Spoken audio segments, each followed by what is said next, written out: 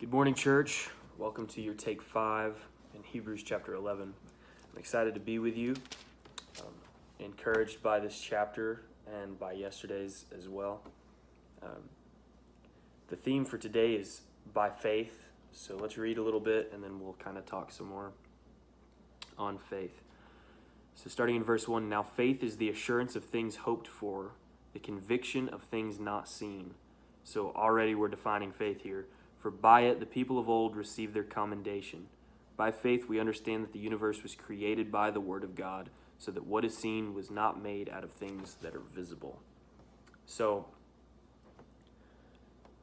faith is the assurance of things hoped for, the conviction of things not seen.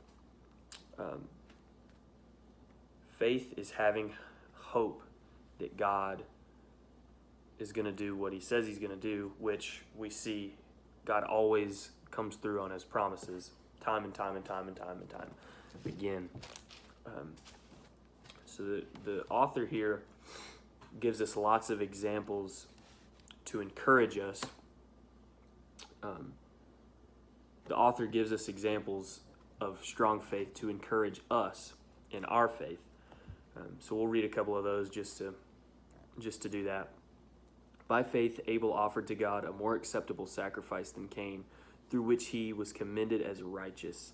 God commending him by accepting his gifts, and through his faith, though he died, he still speaks. By faith, Abraham, when he was tested, offered up Isaac, and he who had received the promises was in the act of offering up his only son, of whom it was said, through Isaac shall your offspring be named. He considered that God was able even to raise him from the dead, from which, figuratively speaking, he did receive him back. 23, by faith, Moses, when he was born, was hidden for 3 months by his parents because they saw that the child was beautiful and they were not afraid of the king's edict.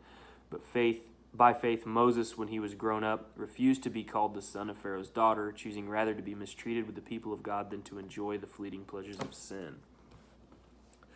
So there's tons of Old Testament examples, which is kind of happening here, of faith. And like I said, faith is just the hope in the promises of God. And again, we all know God always comes through on his promises. Some more examples. By faith, the people crossed the Red Sea as on dry land, but the Egyptians, when they attempted to do the same, were drowned. By faith, the walls of Jericho fell down right as they had been encircled for 7 days. By faith, Rahab the prostitute did not perish with those who were disobedient, because she had given a friendly welcome to the spies. And what more shall I say, for time would fail me to tell of Gideon, Barak, Samson, Jephthah, of David and Samuel and the prophets, who through faith conquered kingdoms, enforced justice, obtained promises, stopped the mouths of lions, quenched the power of fire, escaped the edge of the sword, were made strong out of weakness, became mighty in war, put foreign armies to flight. So super encouraging stuff there.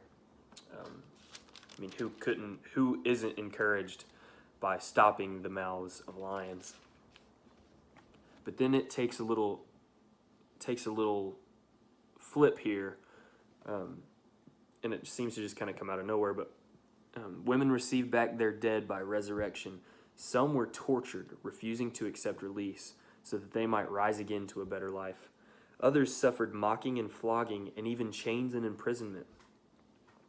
They were stoned, they were sawn in two, they were killed with the sword.